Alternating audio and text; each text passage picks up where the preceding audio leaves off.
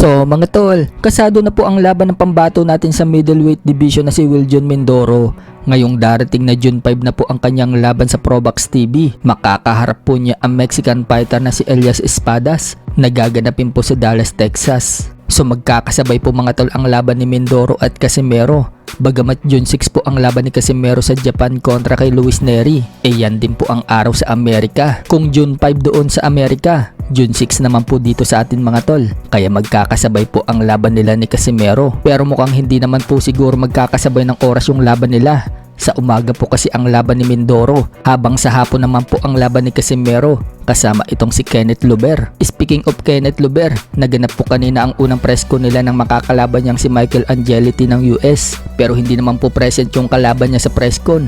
Si Luber lang po ang nandyan. Kinuwento nga po ni Luber mga tol kung paano siya nagsimula sa boxing.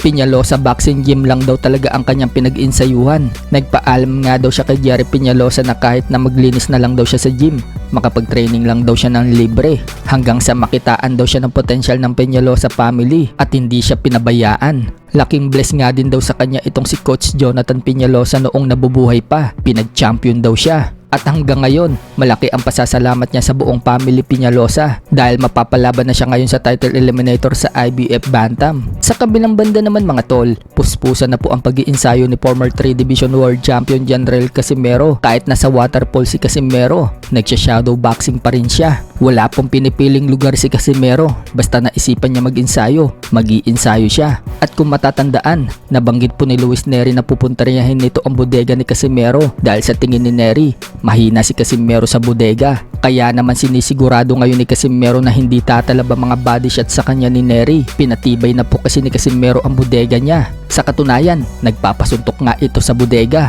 Yung taga-suntok pa ni Casimero ang sumuko sa kanya. Nabibitin pa nga po si Cuadro Alas sa mga body shot. Sa ibang banda naman mga tol, dahil isa po si Jesse Bam Rodriguez ang potensyal na sunod na makakalaban ni Naoya Inoue. Naniniwala po ang trainer ni Jesse Bam Rodriguez na si Robert Garcia na si Jesse Bam Rodriguez lang daw ang tatalo kay Inoue. Pinagmalaki po kasi ni Robert Garcia na may skills itong si Bam, matalino. At sinabi niyang accuracy as the technical to pull it off. Lahat nga daw ng skill na meron si Bam, kayang-kaya nitong talunin si The Monster. Pero para naman po sa mga ibang boxing fans, hindi pa rin daw uubra itong si Bam Rodriguez kay Inoue. Si Bam daw kasi ang aakyat sa dibisyon ni Inoue, kaya magagaya lang daw itong si Bam Rodriguez kay Junto Nakatani kung saan inakyat ang dibisyon ni Inoue. At ang nangyari, basag ang orbital bone ni Nakatani. So baka magaya lang din daw itong si Bam Rodriguez na mabasag din ang buto. Matatandaan kasi mga tol, sa mas mababang division pa lang sa flyweight, nagtamo na ng broken jaw itong si Bam Rodriguez sa laban niya noon dito kay Christian Gonzalez na 37% lang ang knockout ratio. Pero binasag po ang panga ni Bam Rodriguez. Paano pa daw kaya kung aakyat itong si Bam Rodriguez sa super bantamweight division at kalabanin ang The Monster na mas dihamak na mas malakas? Baka mabasag din daw ang buto ni Bam Rodriguez sa muka tulad ng kay Junto Nakatani. So anong masasabi niyo dyan mga tol?